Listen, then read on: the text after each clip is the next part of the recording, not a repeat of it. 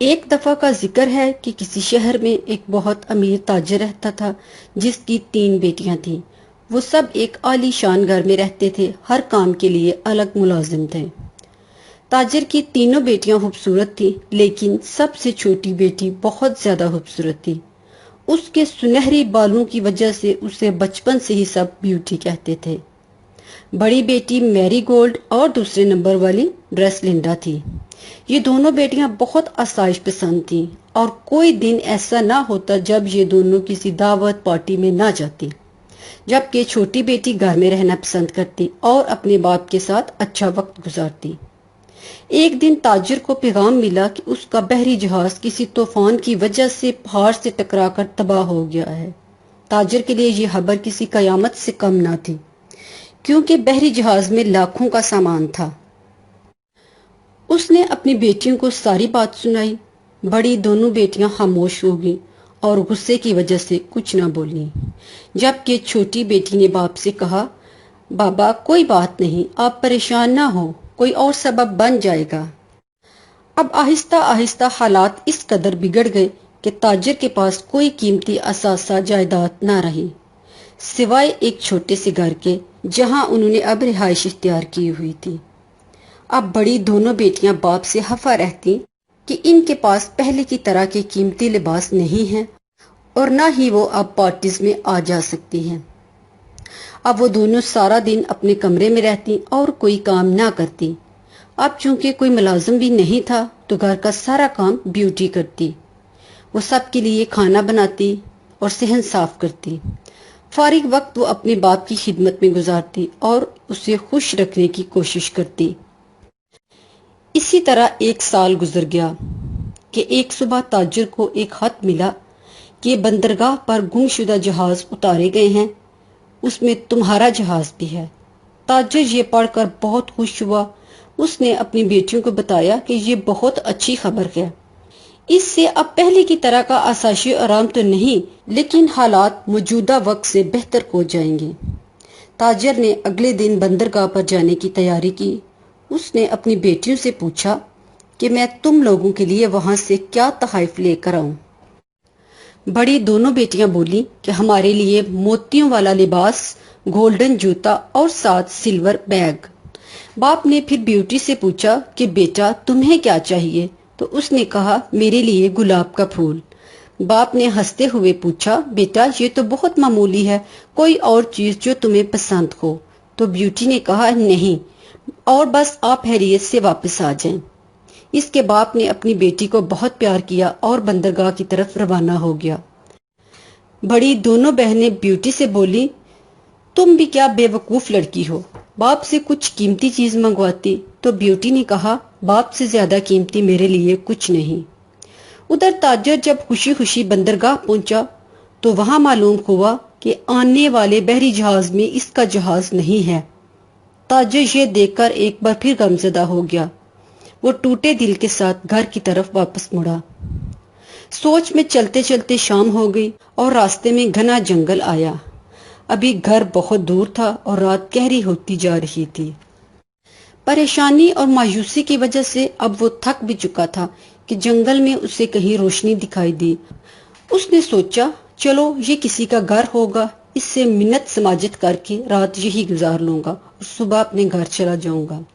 جب وہ روشنی کی طرف بڑھا تو کیا دیکھتا ہے کہ ایک عجیب سا بڑا سا محل ہے۔ وہ گھوڑے کو باہر باندھ کر اندر چلا گیا۔ اندر خوبصورت بڑے بڑے کمرے تھے اور ہر چیز بڑے سلیقے سے رکھی تھی۔ محل کی صفائی ستھرائی سے لگ رہا تھا کہ کوئی یہاں رہتا ہے۔ ذرا آگے گیا تو ایک بڑی سی کھانے کی میز نظر آئی، اس پر طرح طرح کے کھانے تھے۔ بوڑھا تاجر بھوک سے نڈال تھا، وہ وہی بیٹھ گیا اور پیٹ بھر کر کھانا کھایا۔ اس کے بعد اس نے ادھر ادھر دیکھا تاکہ کوئی نظر آئے، لیکن اسے وہاں کوئی بھی نظر نہ آیا۔ وہ سیڑھیاں چڑھ کر اوپر والی منزل پر گیا، وہاں بھی کوئی نہیں تھا۔ اسے ایک چھوٹا سا بیڈ روم دکھائی دیا۔ وہ بیڈ روم میں گیا اور بیڈ پر لیٹ گیا اور لیٹتے ہی سو گیا۔ صبح جب اس کی آنکھ کھلی تو اس کے بیڈ کے پاس کچھ تحائف پڑے تھے اور اٹھایا اور گھر جانے کے لیے نیچے آیا تو کھانے کی ٹیبل پر تازہ ناشتہ تیار تھا۔ وہ سمجھ گیا کہ کوئی مہمان نواز یہاں رہتا ہے۔ اس نے ناشتہ کیا اور باہر نکل گیا۔ باہر اب دن کی روشنی میں اس نے گلاب کے بڑے بڑے خوبصورت پھولوں کا ایک باغ دیکھا۔ اسے فوراً بیوٹی کا گلاب یاد آ گیا۔ اس نے سوچا، دوسری بیٹیوں کے لیے تحائف لینا میرے بس میں نہیں تھا، چلو ایک گلاب ہی لے جاؤں، بیوٹی خوش ہو جائے گی۔ اس نے پھول توڑنے کے لیے ہاتھ بڑھایا تو اسے عجیب سا محسوس ہوا، جسے اس نے نظر انداز کر کے پھول توڑا۔ جو ہی پھول توڑا تو ایک غضبناک آواز آئی اور ساتھ ہی کوئی ڈراؤنی مخلوق اس کے سامنے آ گئی۔ بوڑھا تاجر ڈر گیا۔ اس کے سامنے بیسٹ یعنی ایک وحشی درندہ تھا جس کی شکل بہت خوفناک تھی۔ وہ تاجر سے بولا، ہم نے تمہیں عزت دی، پیٹ بھرنے کے لیے اچھا کھانا اور سونے کے لیے آرام دہ جگہ دی، اور تمہیں روانگی سے قبل تحائف بھی دیے، لیکن تم نے پھول توڑ کر بہت زیادتی کی ہے، اب میں تمہیں قتل کر دوں گا۔ بوڑھا تاجر ڈر کے مارے کانپنے لگ گیا۔ اس نے کہا، مجھے معاف کر دو، ایک پھول کے بدلے تم مجھے کیوں قتل کرنا چاہتے ہو؟ اس نے کہا، اس باغ سے کسی کو ایک پتا بھی توڑنے کی اجازت نہیں، تمہاری غلطی کی یہی سزا ہے کہ میں تمہیں جان سے مار دوں گا۔ تاجر درندے کے آگے ہاتھ جوڑنا شروع ہو گیا۔ اس نے بتایا کہ میری چھوٹی بیٹی نے گلاب کا پھول مانگا تھا تو میں نے اس کے لیے توڑا ہے۔ درندے نے پوچھا، اچھا بتاؤ، تمہاری بیٹی اچھی لڑکی ہے؟ تاجر نے کہا، میرے نزدیک وہ دنیا کی سب سے اچھی اور رحم دل لڑکی ہے۔ یہ کہہ کر بوڑھا رونا شروع ہو گیا کہ میرے مرنے کے بعد میری بیٹیوں کا کیا بنے گا۔ درندے نے کہا، اگر تم قتل ہونے سے بچنا چاہتے ہو تو خود یا اپنی بیٹی کو میرے محل میں چھوڑ دو، مجھے یہاں ایک انسان چاہیے جو محل کی دیکھ بھال کرے۔ بوڑھا تاجر مان گیا۔ اس نے کہا کہ میں اپنی بیٹیوں کو بتا کر واپس آؤں گا۔ درندے نے قیمتی تحائف تاجر کو دیے اور ساتھ کہا کہ تمہارے پاس 3 مہینے ہیں، 3 مہینے کے بعد اگر تم واپس نہ آئے تو تمہیں جان سے مار دیا جائے گا۔ تاجر جب واپس گھر پہنچا تو اپنی ساری کہانی سنائی تو بڑی دونوں بیٹیوں کو بیوٹی پر سخت غصہ آ رہا تھا۔ انہوں نے کہا، تمہاری وجہ سے باپ اس مشکل میں پھنس گیا ہے، اگر تم گلاب نہ منگواتی اور باپ گلاب نہ توڑتا تو یہ مصیبت نہ آتی۔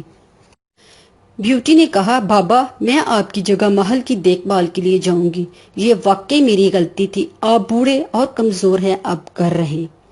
باپ نہ ماننا تو بڑی دونوں بیٹیوں نے بھی یہی کہا کہ بیوٹی کو جانا چاہیے درندے کے محل کی دیکھ بھال کے لیے، کیونکہ یہ سب اسی کی وجہ سے ہوا ہے۔ بیوٹی کے بار بار کہنے پر اس کا باپ مان گیا۔ کچھ دن کے بعد بیوٹی جانے کے لیے بوجھل دل سے تیار ہوئی۔ باپ اسے لے کر محل کی طرف روانہ ہوا۔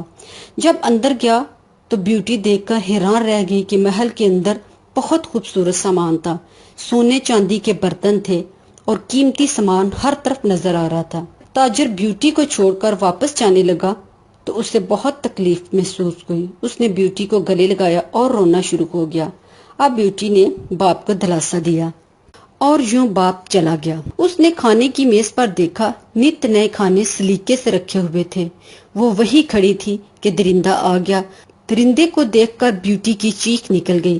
درندے نے کہا، ڈرو نہیں، میں تمہیں کسی قسم کا نقصان نہیں پہنچاؤں گا۔ اس کی نرم گفتگو نے بیوٹی کا خوف کم کیا۔ اس نے کہا، کیا میں تمہارے ساتھ کھانا کھا سکتا ہوں؟ بیوٹی نے ڈرتے ہوئے ہاں بول دیا۔ درندے نے بیوٹی کو اس کا کمرہ دکھایا۔ کمرے میں بیوٹی کے لیے خوبصورت لباس اور بہت سی قیمتی اشیاء تھی۔ کچھ دنوں کے بعد درندے نے بیوٹی سے کہا، کیا تم مجھ سے شادی کرو گی؟ تو بیوٹی نے انکار کر دیا۔ درندہ خاموش ہو گیا۔ ایک دن درندے نے بیوٹی سے کہا، تمہارے کمرے میں ایک بڑا سا آئینہ ہے، تم جب اس آئینے میں دیکھو گی تو تمہیں اپنے باپ کا عکس نظر آئے گا، وہ جس حال میں ہوگا تمہیں پتہ چل جائے گا اور اسے تمہیں ہفتے میں صرف ایک بار دیکھنے کی اجازت ہوگی۔ یہ سن کر وہ خوش ہو گئی۔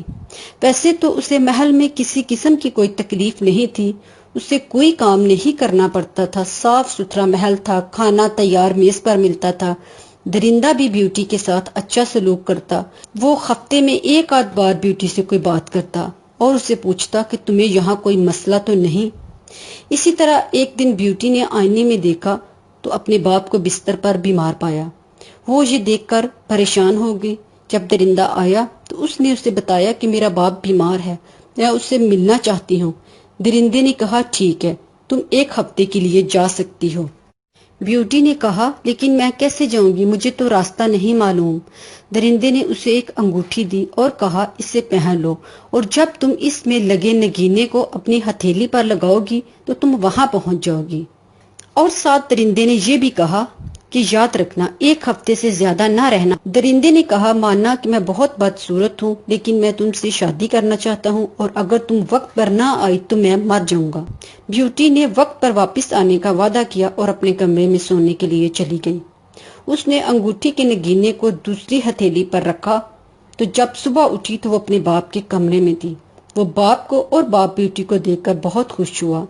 اس نے بیوٹی کو بڑا پیار کیا اور کہا میری بیٹی کیسی ہے؟ تو بیوٹی نے بتایا کہ اسے وہاں کوئی پریشانی نہیں۔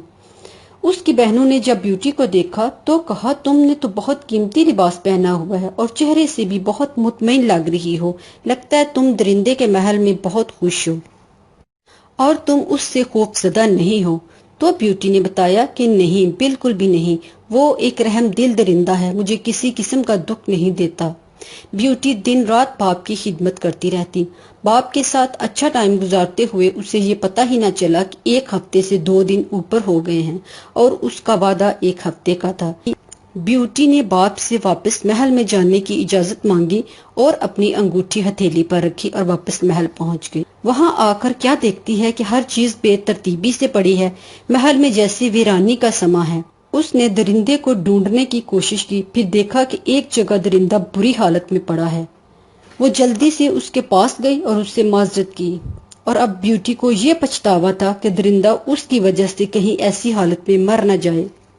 اس نے درندے سے کہا میں تم سے شادی کرنا چاہتی ہوں، اور ساتھ ہی اس نے دیکھا کہ محل میں ایک عجیب تبدیلی آئی ہے، ہر طرف خوبصورتی پھیل گئی ہے، ہر چیز میں چمک آ گئی ہے۔ جب اس نے درندے کو دیکھا تو وہاں ایک خوبصورت نوجوان لڑکا تھا۔ بیوٹی نے کہا تم کون ہو اور درندہ کہاں ہے؟ اس نوجوان نے کہا میں ہی درندہ ہوں۔ اس نے بتایا کہ میں ایک شہزادہ ہوں، ایک دفعہ ایک چڑیل نے مجھ سے کہا کہ میں اس سے شادی کر لوں، لیکن میرے انکار پر اس نے مجھے بدصورت درندہ بنا دیا اور کہا کہ یہ تمہاری سزا ہے کہ جب تک کوئی رحم دل خوبصورت لڑکی تم سے خود شادی پر رضامند نہ ہو جائے تم اسی حالت میں رہو گے۔ بیوٹی یہ سن کر بہت خوش ہوئی۔ اس نے ساری بات اپنے باپ اور بہنوں کو بتائی، وہ سب بھی سن کر بہت حیران ہوئے، اور یوں بیوٹی اور شہزادے کی شادی دھوم دھام سے ہوئی اور وہ محل میں ہنسی خوشی رہنے لگے۔ بچوں، اگر آپ کو یہ سٹوری پسند آئی ہے تو میرا چینل ضرور سبسکرائب کریں۔ شکریہ۔